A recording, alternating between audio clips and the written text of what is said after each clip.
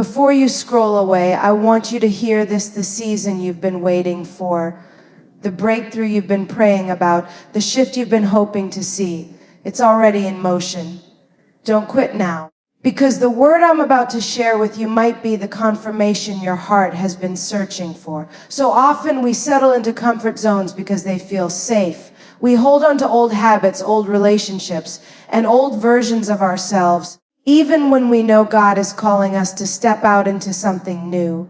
But bold faith doesn't live in the comfort zone. Bold faith lives in the unknown. Bold faith lives in the space where your natural strength isn't enough, and only God's power can carry you through. When God is preparing you for a new season, He doesn't just change your circumstances.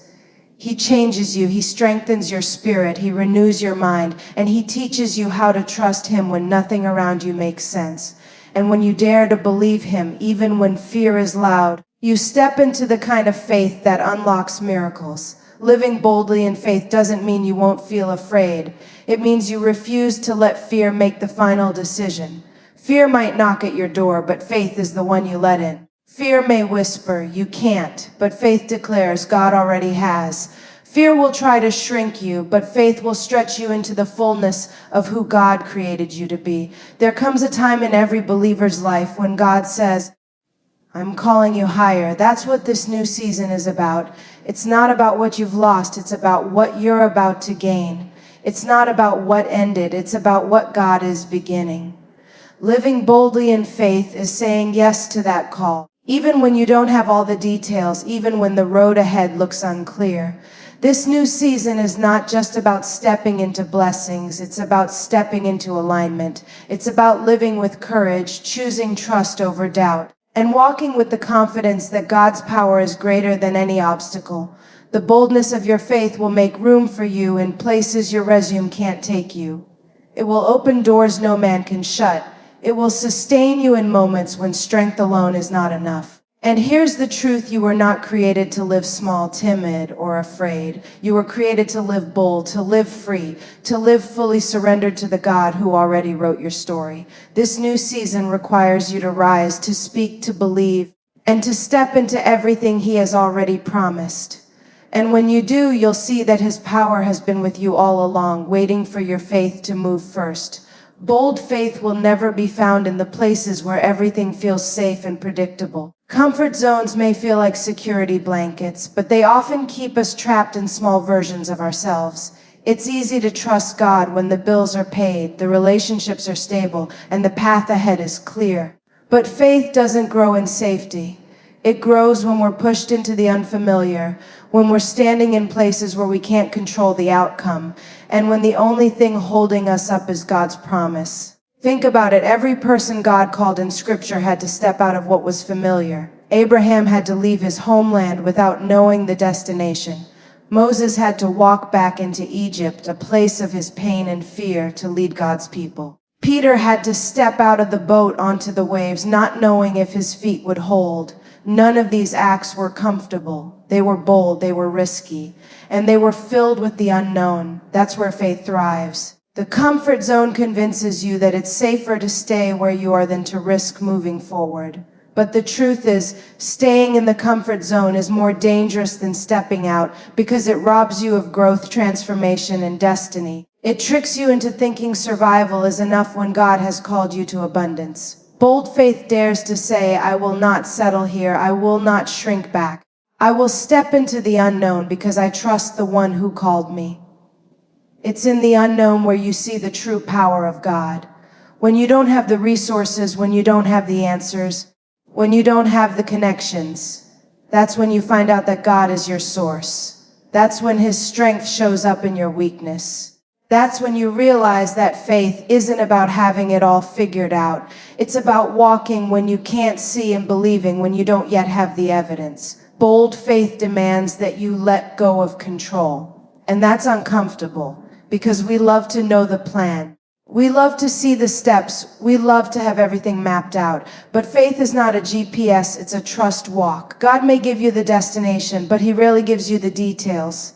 And it is in those details, the not knowing, the waiting, the uncertainty, that bold faith has room to breathe and grow. When you step into the unknown, you give God permission to blow your mind. You allow Him to do things beyond your imagination, beyond your skills, beyond your qualifications. Bold faith is the soil where miracles take root. It is the place where prayers turn into testimonies. It is the space where you stop leaning on your own understanding and finally lean fully on God. The comfort zone will always whisper, "Stay here. Don't risk it. Don't move." But bold faith responds with, "I can't stay small when God has called me higher. I can't stay silent when God has given me a voice. I can't stay hidden when God has given me light." The unknown is scary, yes, but it's also sacred. Because in the unknown, you meet God in ways you never could inside your comfort zone. And let's be real, bold faith is uncomfortable because it stretches you. It stretches your mind, your courage, your trust. But every stretch is a sign of growth. Every stretch is God preparing you for the new season ahead. You may not understand it now, but bold faith in the unknown is the doorway to everything you've been praying for. Have you ever noticed that the moments you feel like you've got nothing left are the very moments when God steps in the loudest? We often think strength means always having it together, always being tough, always showing up with a smile. But God's power isn't drawn to our performance, it's drawn to our surrender. When you're at the end of yourself, that's where His strength begins. It's easy to depend on our own ability when life feels manageable, as long as the weight is something we can carry. We don't feel the need to lean fully on God. But when the burden gets too heavy, when the situation feels bigger than our capacity, when we finally whisper, "God, I can't do this without you," that's when heaven moves. That's when His power becomes evident. Because now you're no longer trying to do it in your own strength. Sometimes God will allow you to come to the edge of your strength so you can discover His. You might think you're breaking, but you're actually being positioned to experience His power in a new way. The breakdown becomes the setup for the breakthrough. What you thought was the end of your capacity is really the beginning of His glory shining through you. We live in a culture that tells us weakness is failure. But in the kingdom of God, weakness is opportunity. It's the space where miracles happen, where His grace fills in the gaps. That's why Paul could say, "When I am weak, then I am strong." Not because weakness is glamorous, but because weakness gives room for God to reveal Himself. And let's be honest, our weakness humbles us. It reminds us that we were never designed to do life on our own. It keeps us dependent on the Father. It teaches us that the source of our strength isn't our willpower, our resources, or our intelligence. It's the Spirit of God alive in us. His power is perfected not in our perfection, but in our limitations. When you embrace your weakness instead of hiding it, you create space for authenticity. You stop pretending you have it all together, and you allow others to see God at work in your real, raw life. People are not inspired by perfection. They're inspired by perseverance. They're not touched by your polish. They're touched by how God carries you in your most fragile places. So don't despise the seasons when you feel weak. Don't let the enemy convince you that weakness disqualifies you. Instead, see it as an invitation to lean deeper into God's strength. See it as the proving ground where His power can flow through you in ways you never imagined. Weakness doesn't make you less. It makes you ready for His more. Because at the end of the day, weakness is not the absence of strength. It's the doorway to God's supernatural power.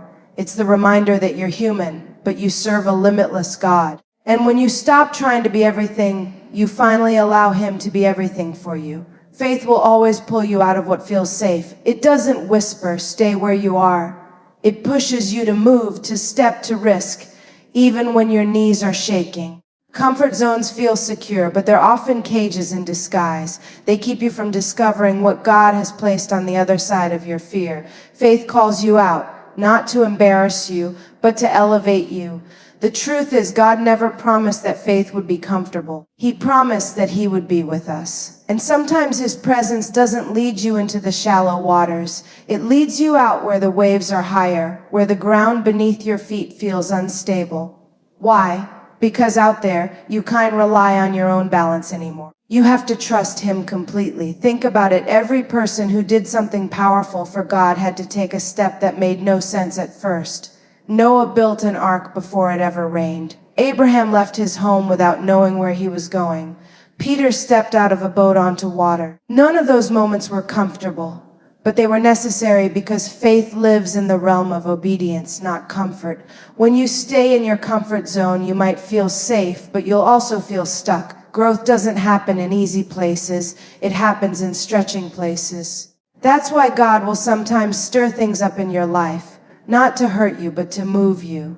He knows you can't soar if you keep clinging to the nest. Faith is what pushes you to spread your wings, even if you've never flown before. It's also important to realize that bold steps don't have to look big to everyone else. Sometimes the boldest move you can make is forgiving someone who hurt you. Sometimes it's applying for the job you don't feel qualified for. Sometimes it's saying yes to an assignment God put on your heart when you'd rather say no. Faith is less about the size of the step and more about the size of the trust behind it. And don't expect everyone to understand your faith steps. Some people will think you're crazy, some will question your decisions, and some will even try to talk you back into comfort. But when God tells you to move, obedience matters more than opinions. Your faith walk is not for their validation.